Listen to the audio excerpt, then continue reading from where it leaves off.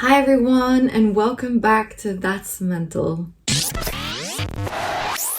Today I want to talk about how we as women can help men with their mental health. To be honest, I've been putting off making this video a little bit because I'm a little bit worried about how it might be perceived or interpreted, because I'm obviously separating the two genders. So I've been a little bit reluctant, but still I'm making it because I do think there is some value in this message. And at the end of the day, That's Mental is all about helping people to talk about their mental health, to raise awareness, and just to see what we can do to support one another on this topic. Some of you might know, if you read the blog, that in November of 2020, I launched a campaign for Movember, which is a month about men's health in general, also mental health. I launched a campaign where I had 7 different men come and share their story on the blog of what is it like to live with mental health and just to deal with it on a day-to-day basis as a man. The reason I did this is because I know that society as a whole already struggles to talk about mental health, but for men, this is much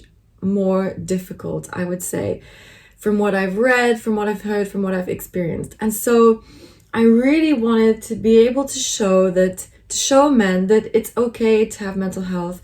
It's okay to be open. It's okay to be vulnerable.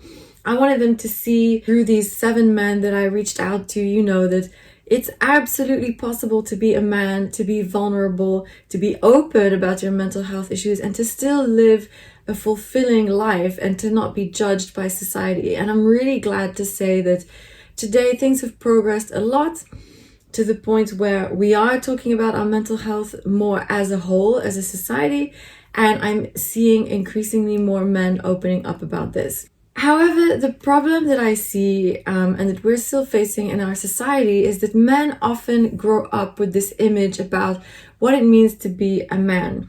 That you have to be tough, you have to be strong, boys don't cry, etc. Most of it means that you're not in touch with your emotions, and if you are, you're certainly not supposed to show them. Fortunately, as young boys, men are often taught to distance themselves from their emotional side. Often this is frowned upon as being more feminine, and so boys are just taught to shun that side of themselves and throw it in the dark. The impact of this means that it makes it much harder for men to feel comfortable really opening up and talking about their emotions. So personally, I've been really inspired by all the men that I've seen, that I've met, that I hear, that I read, I follow on Instagram, on LinkedIn. Honestly, it's fantastic to see them all sharing their experiences. Also, the friends that I have in my life that I know of being vulnerable, that are being open and going on this journey of self-discovery. I think it's fantastic.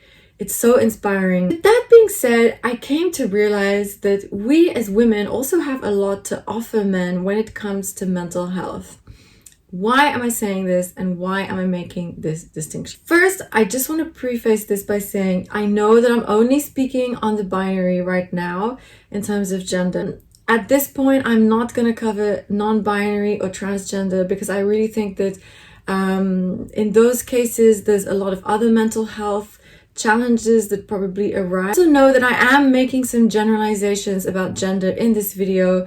That is intentional, but here the point is really just to show, the difference between men and women and how we can support one another. And most importantly, I'm not suggesting that women are better than men or men are flawed or whatever, nothing like that. The fact is, the feminine and the masculine have great traits that make them really complementary. Obviously, men and women have both feminine and masculine energies within them.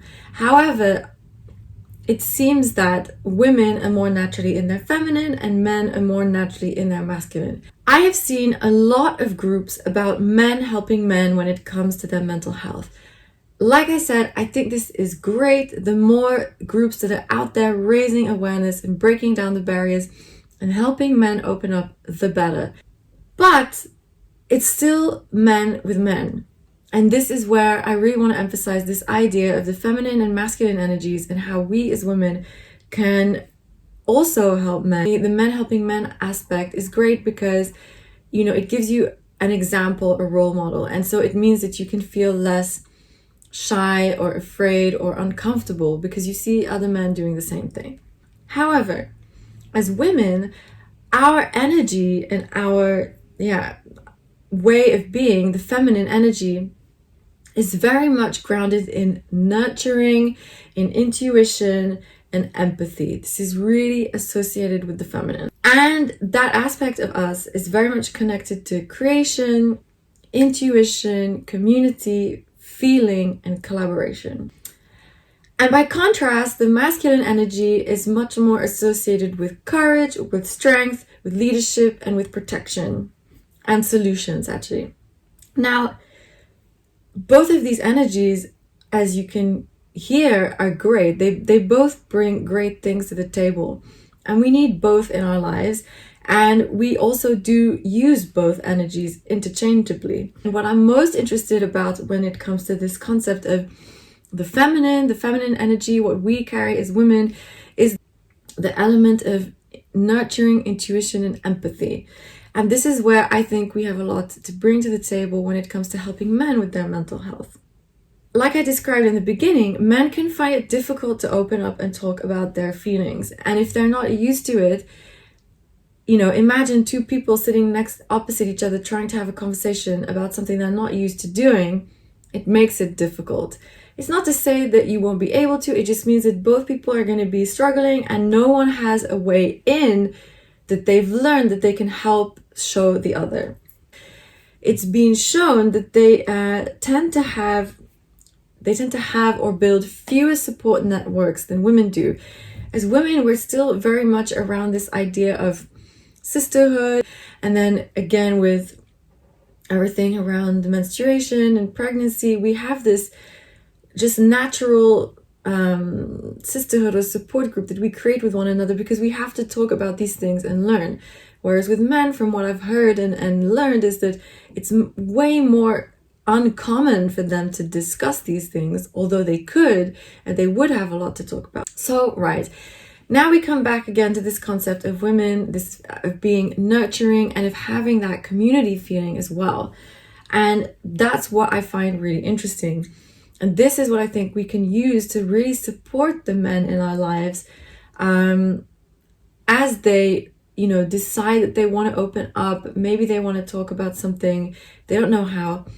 We can get really in touch with this nurturing instinct that we have to hold that space for them, to create the opportunity to be the person who can listen and just sit there and give them that space to use the experience and knowledge that we have from our own support groups and our own relationships with other women and female friends, to apply that to the men in our lives who might want to talk about their mental health, and listen to them without judgment and just really be there for them. And this, I think, can be very beneficial and really help them to learn to open up bit by bit. Now, I totally understand that when you're in a relationship with someone, this may be a lot more complicated in a heteronormative relationship.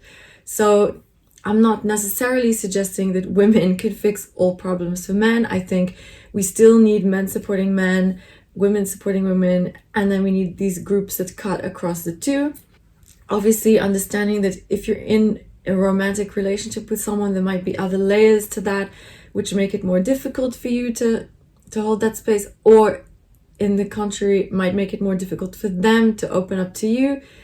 But I think, we all have people in our lives, whether it's friends, whether it's siblings, whether it's parents, uncles, grandfathers, that we can help, and for whom we can really provide this space of listening and nurturing and just showing a lot of understanding to enable them to come out of their shell, as it were, and feel comfortable and start to develop this muscle or habit of speaking, so that eventually it becomes less uncomfortable and then it eventually just becomes natural to them. Like I said, I believe that with this natural nurturing feminine energy that we have, we can use it to envelop the men in this nurturing energy and give them permission to be vulnerable around us.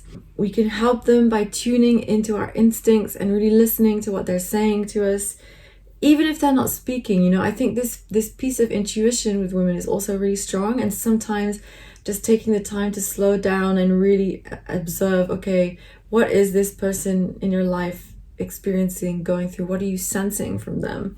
One really important thing I want to say, it's not that we have to start mothering the men in our lives. Absolutely not. It's not about cajoling them, becoming the moms, you know.